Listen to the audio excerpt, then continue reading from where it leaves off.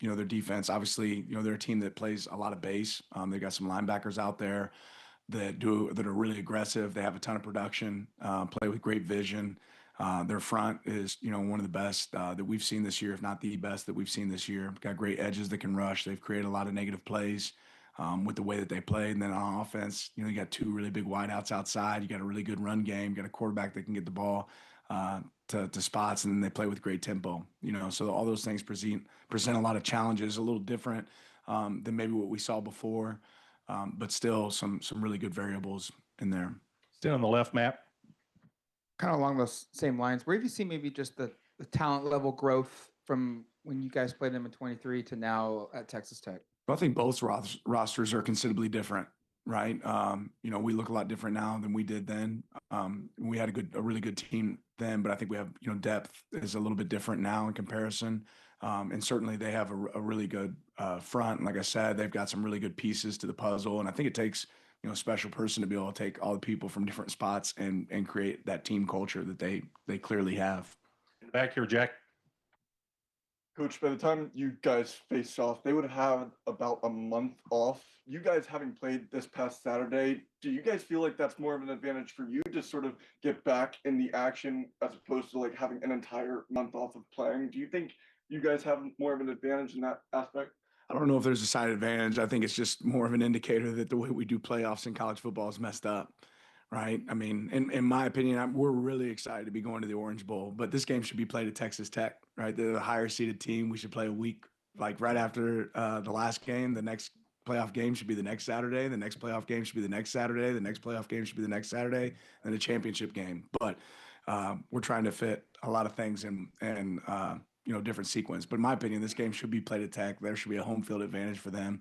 But I know their fans will travel, our fans will travel, and we're really excited to be playing in the Orange Bowl. So I could talk about what ifs and all those pieces. There's definitely a skill and an art to making sure that your team's prepared when you have long breaks. And I think that was clear last year. Certainly it'll be clear now. You got a little bit more time to prepare for this game, but a little bit different than the last one. And that's the other part that doesn't make really a lot of sense is the sequence of days in between each game and each playoff. There's just not really a rhythm. And for us as a coach, it's about how do you create that rhythm? How do you challenge yourself to say, okay, how can we keep things the same as much as possible for our players? And it's tough when you have big gaps and big breaks like that. But I don't know that it's a sided advantage for one team or the other. You're dealing with different issues. You're on the right, Zach. I want to ask about their linebacker, Rodriguez, one of the most talented defenders in the country, finished fifth in the Heisman voting. What makes him so special and so dynamic? Yeah, super instinctual, really aggressive, and it's not necessarily just aggressive with like them blitzing him. It's his ability to find ways to get to the ball. And then when he gets to the ball, he has the intention to get the ball out every snap, right? He takes shots at the ball consistently. Obviously, in the Big 12 championship game, you see their other linebackers show up making interceptions. They just play really well as a unit, and he's certainly a guy that brings that same juice for them. You see the whole defense play with that mindset, and I think he's where it starts. James.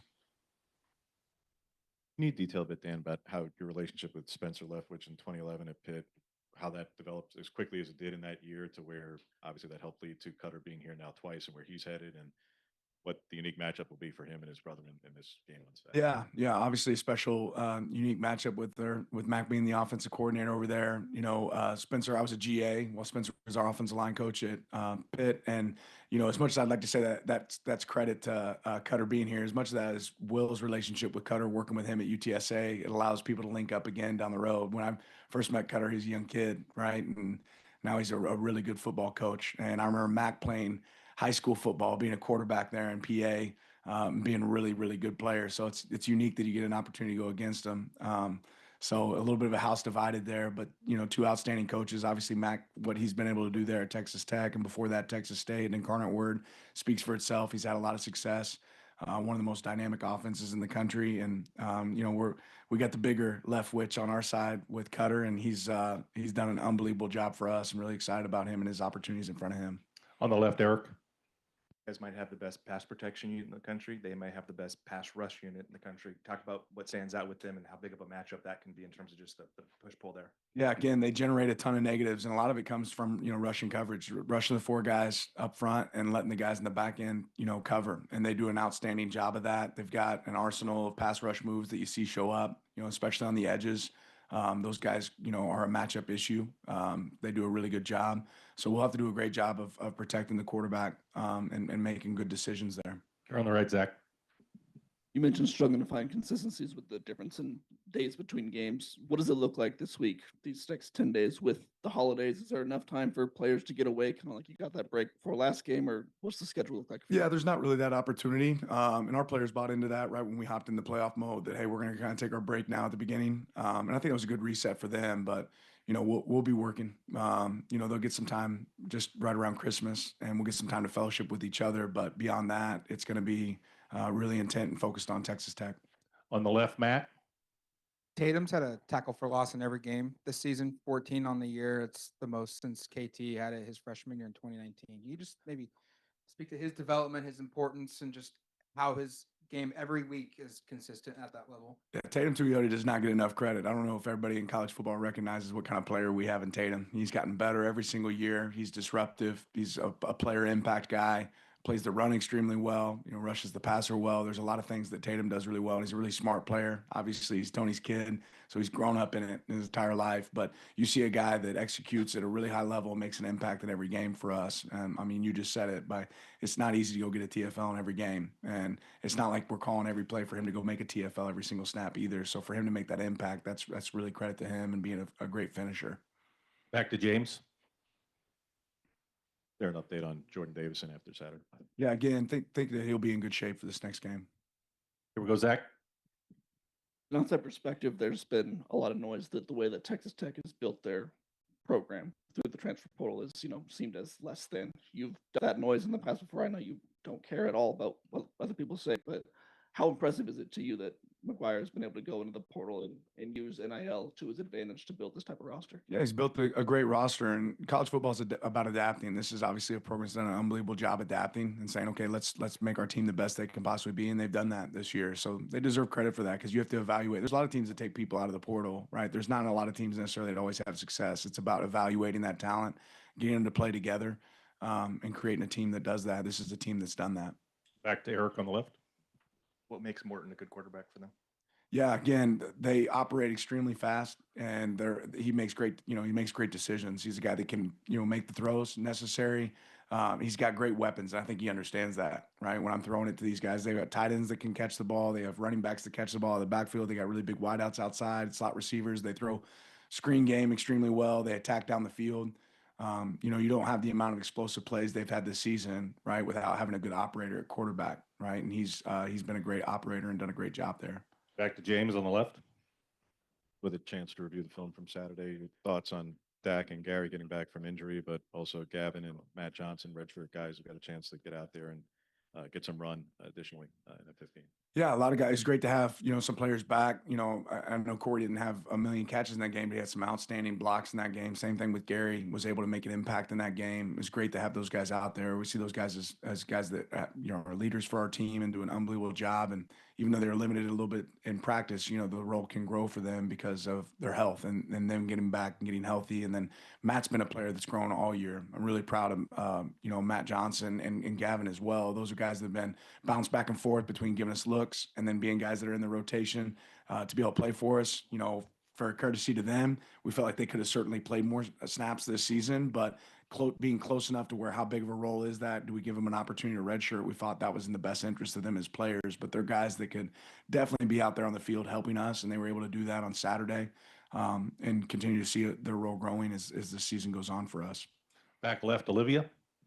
All season you've talked about consistency and preparation no matter the stakes or who the opponent is, but I'm just curious, does it vary at all player to player? Are there some guys where you can use the stakes of the game to fire them up a little bit and some guys where you're like, no, consistency, and how do you navigate that as a coach? Yeah, I think ultimately the players understand the stakes of this game, right? And it means a ton to them. So it's probably more on the other end of, okay, let's focus on consistency of what's got us to where we're at this point, and how do we, attack the things that we have to improve on. But everybody knows the stakes. These are moments that you're excited to get to go be a part of, and these guys have earned it, but they've earned it with being consistent. Sit on the left, Matt. With the Corey and Gary back, how does that help Malik? How does that help Jeremiah? You guys have had to run skeleton crew almost with at that position. How does those guys return help the rest of the group? Yeah, just the variety that you're able to carry. And I think it's anytime you have the weapons that we have, it's really hard. When sometimes when you play a team, you're like, okay, if we can take away this wideout, we take away his strength, we can roll coverage to this guy. It's really difficult against a team like us with what we have at tight end, what we have at wideout, with what we have at back, and the ability to run the ball the way we've been able to do it. Having a quarterback that can throw it anywhere and everywhere, all those things have really added up. So strength in numbers is something that's paid off for us all season, and now having those guys back and fresh, it definitely gives us, the ability to attack people in different ways. James? Looking back at the defense as a whole this past weekend, Dan, is there something that stands out in terms of the things that can be controlled and things that can be corrected to get better results? 100%. What those might be. Yeah, I won't really get into detail just because there's things that we can definitely attack that we can do better. Biggest piece is just getting off the field, right? We had some sustained drives in that game, and we gave up more explosive plays in that game than we have in the past. So figuring out ways to limit those and get off the field. Eric on the left. I guess with the game and being able to assess that, how would you assess Tosh and Will and how they've been able to manage all that they've had to deal with the last? Their focus has been incredible, with everything that they're, dealing with, and there's a lot, and it's a real challenge. Again, I've experienced it myself, so I know what that looks like, but they've done an unbelievable job, being able to attack, put in the same amount of effort and work, and there's just not more hours in the day. So you're working outside of those hours and you're not getting a lot of sleep. And that's the part you hope that we're all getting enough sleep that we can be effective when we go out there. But the focus, the attention to the detail, like that hasn't changed. It wouldn't look any different than if we went week 5 in the season or week 6. Like the intent and the focus that these guys have put on their game prep is really good. Back here on the right, Jack. We talked a lot about Texas Tech's defense as well. Specifically, Jacob Rodriguez, he presents a lot of problems for the passing attack. What have you seen from Jacob Rodriguez and what you've studied already that allows him to have so much success in the pass defense? Yeah, a little bit of what I said about him already. The ability to play with great instincts. He's a very instinctual player. I think that they do a great job closing zones and closing pictures for those guys in the back end. They attack the ball. Obviously, when you're up for the Heisman, there's a reason, right? And he's been that guy. He consistently attacks the ball. That's the one thing that really stands out on film is, the way he runs the ball and the way he attacks the ball when he's tackling people. He's not just trying to tackle you, he's trying to knock the ball loose. On the left, Matt?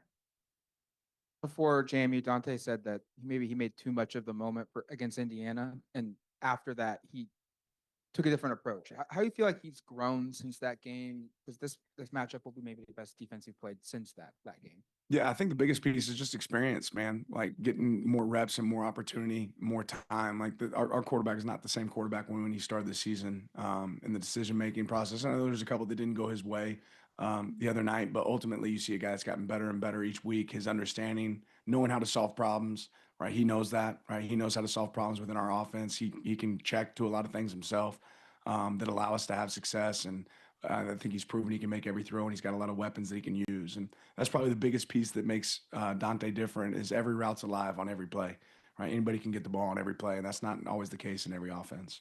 Back to James. There are other unanimous All-American, Bailey. You've played before. What have they done to put him in an even greater position to, when he was having success at Stanford, be even better? And how different a player is he than the guy you played a couple of years ago?